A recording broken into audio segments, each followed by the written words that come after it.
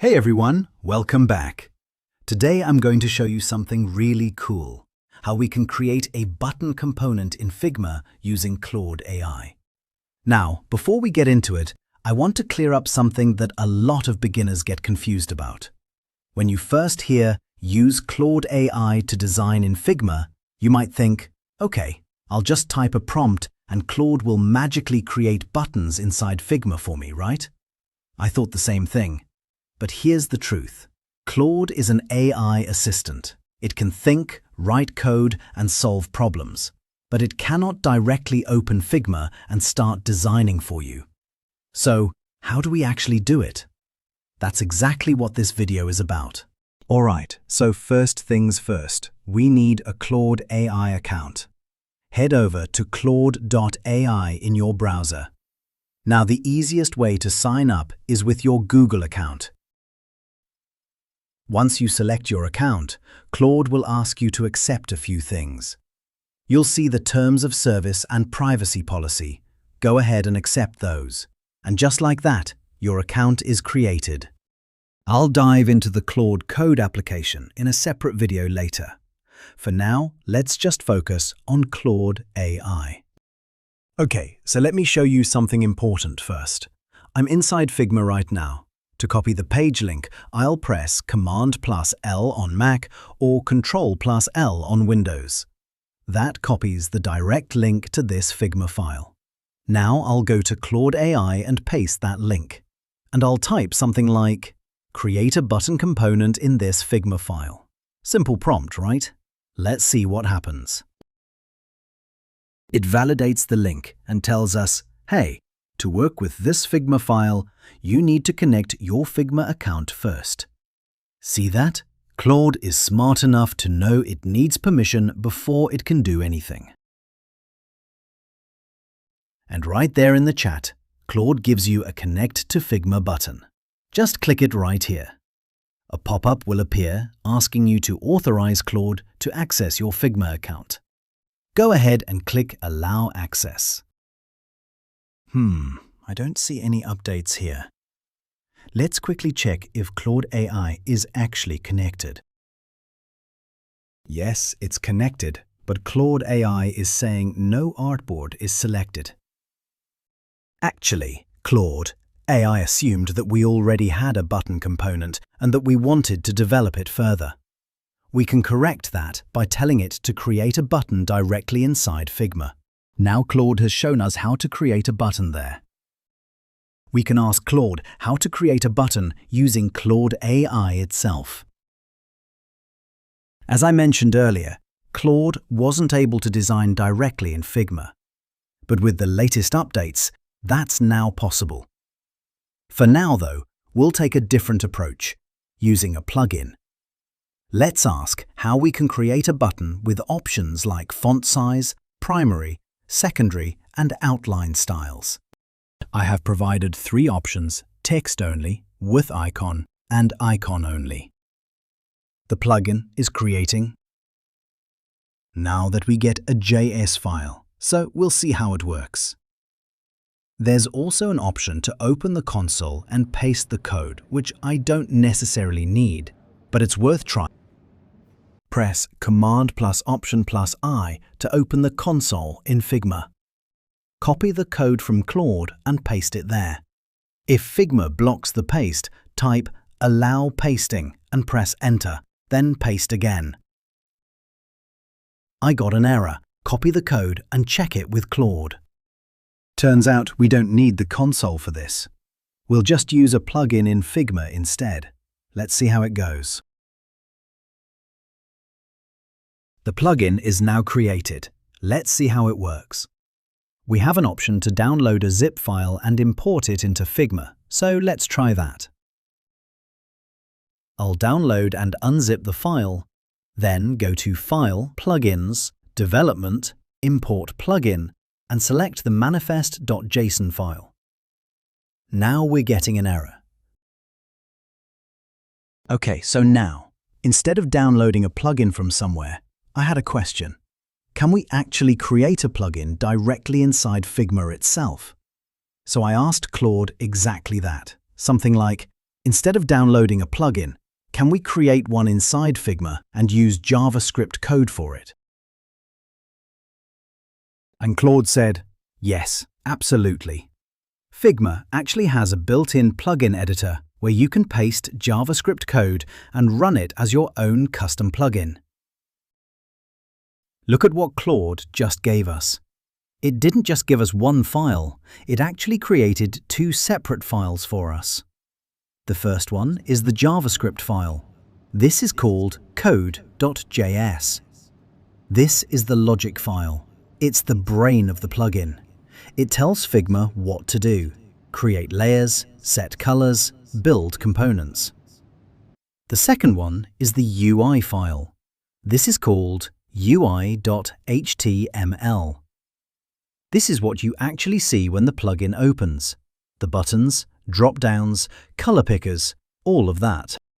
Okay, now let's come back to Figma. We're going to create a plugin from scratch, right here inside Figma. No downloading, no installing. Just us and the code Claude gave us. Go to the menu at the top left, click Plugins, then Development, and select New Plugin. A dialog box will pop up.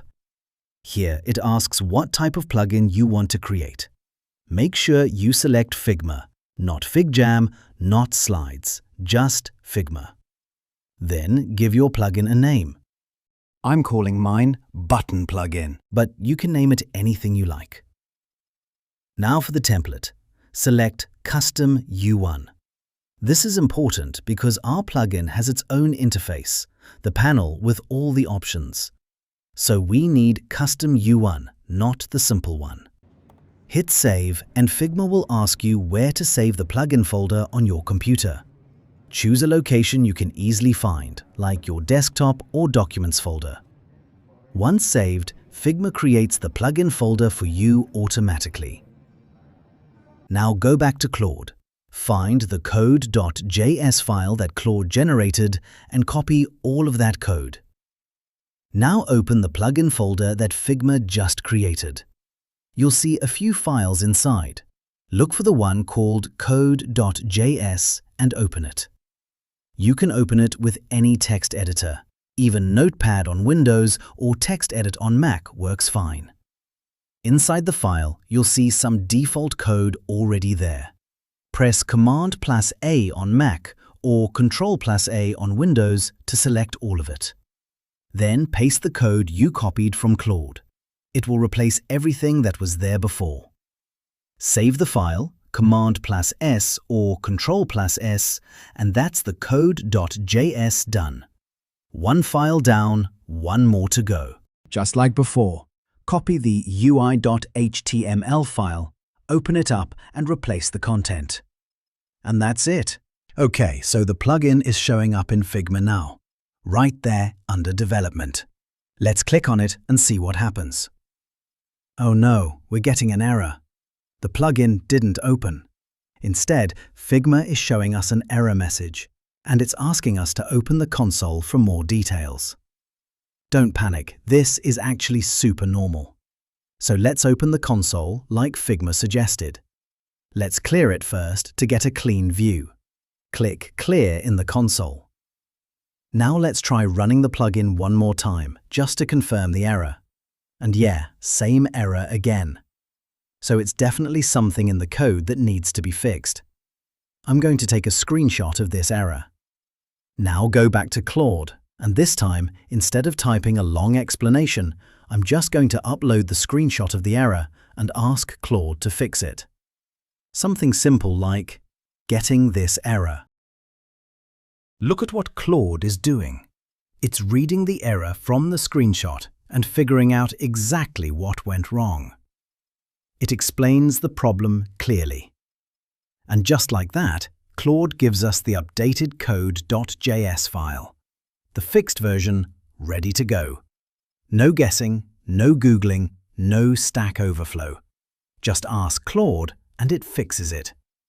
Let's copy the updated code.js file. Okay, fingers crossed. Let's go back to Figma and run the plugin again.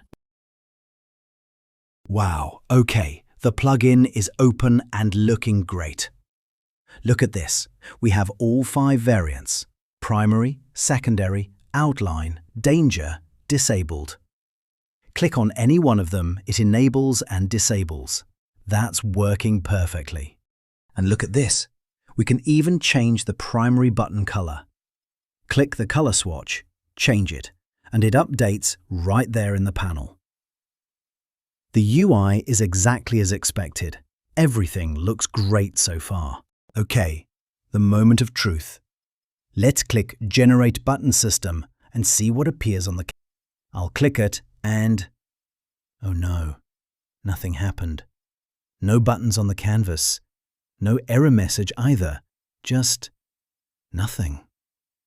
Let me try one more time. Still nothing. So the UI is working perfectly. All the options, the color picker, the toggles, everything responds. But when we click Generate, the actual button creation is not happening. Okay, same approach as before. Let's take a screenshot and ask Claude. I'll capture the plugin panel and the empty canvas so Claude can see exactly what's happening. Back to Claude, upload the screenshot. And this time I'll keep the prompt really simple. Something like, UI is working fine, but clicking Generate is not creating any buttons on the Figma canvas. What is the issue? And Claude gets it immediately. It explains exactly why the Generate button is not communicating with the Figma canvas and gives us the fix. Update code.js, file and try. Now we're getting a new one. It is showing an undefined error. Now, this might sound scary, but honestly, this is just part of the process. Every time we fix one thing, sometimes another small thing shows up. That's totally normal. And while I have Claude's attention, I thought, why not improve the plugin a little more? So I suggested 2 new features. 1. Border radius, so we can control how rounded the button corners are. 2. Font selection, so we can choose the font family for the button text. These are small additions, but they make the plugin so much more useful for real design work, and Claude gets it straight away. It fixes the undefined error and adds both new features, border radius and font selection, all in one go. Updated code.js and UI.html, both ready. Okay, let's update the files. Let's go back to Figma and run the plugin one more time. And see, we now have the border radius option and the font selection drop-down right there in the panel. Now let's click Generate Button System. And yes, buttons are appearing on the canvas. With the correct font, the correct border radius, all variants, all sizes, everything working perfectly. I noticed something missing. Right now, we only have one color option. But what about the other variants? Secondary has its own color. Danger has its own color, usually red. Disabled has its own color, usually gray. And what about the text colors? So I went back to Claude and asked for more, something like, right now there is only one color option. I need separate background and text colors for each variant. And while I also asked Claude to add an accessibility checker, so the plugin can tell us if our color choices meet the WCAGAA or AAA standard. Now, for anyone who doesn't know, WCAG stands for Web Content Accessibility Guidelines. That check if the contrast between your button color and text color is readable enough for all users, including people with visual impairments. It's something every designer should check, and now our plugin does it automatically. Same process as before. Replace files and back to Figma. Run the plugin. We have every variant has its own colors, both background and text. And scroll down. There's the accessibility standard section. You can select None, AA, or AAA, and the plugin shows you the contrast ratio for each variant in real time. Green means passing. Red means failing, needs to be fixed. At this point, everything is working as expected.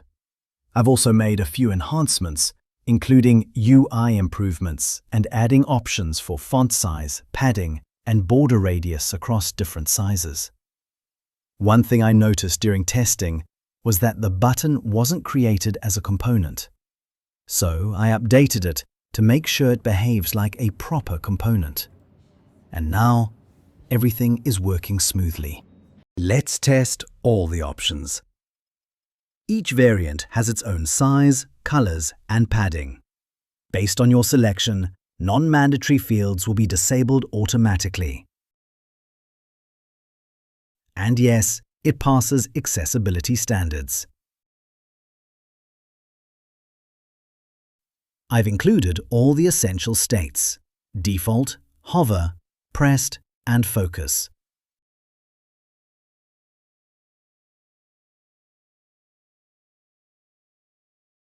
I also tried adding prototype interactions where hovering triggers the hover effect and pressing navigates to the pressed state. However, this isn't working perfectly yet. In the beta version of Figma, there are some new features where you can directly add elements like buttons. Once that's released to production, I'll create a tutorial for that as well. Now, about the icons. I've added only minimal icons for now, but anyone using this plugin can add their own icons to the frame, and it will automatically reflect inside the button. If you want to learn how to add icons or swap icons, I've created a button tutorial.